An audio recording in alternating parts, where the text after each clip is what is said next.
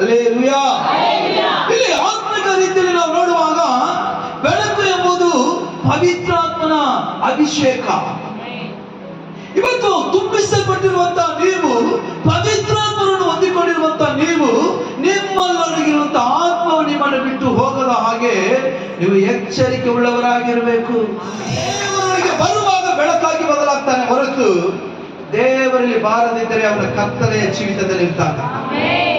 ಹಾಡು ಹೇಳುವಾಗ ನೀವು ಮೊದಲು ಹಿಂದಿನ ಕಾಲದಲ್ಲಿ ಕತ್ತಲೆಯ ಜೀವಿತದಲ್ಲಿ ಜೀವಿಸ್ತಾ ಇದ್ರಿ, ಈಗ ಕ್ರಿಸ್ತನೊಳಗೆ ಬಂದ ಮೇಲೆ ಬೆಳಕಾಗಿದ್ದೀರಾ.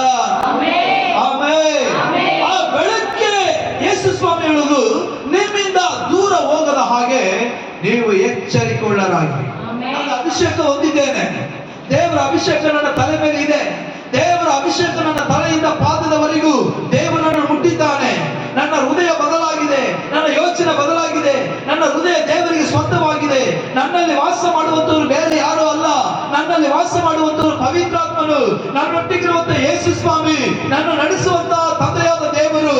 ಈ ಮೂವರು ನನ್ನೊಟ್ಟಿಗಿರುವಾಗ, ನನ್ನ ಅಭಿಷೇಕ ಯಾವಾಗಲೂ ನನ್ನಲ್ಲಿರುವಾಗ ನಾನು ಲೋಕದ ಕಡೆಗೆ ತಿರುಗಿ ನೋಡುವುದಿಲ್ಲ.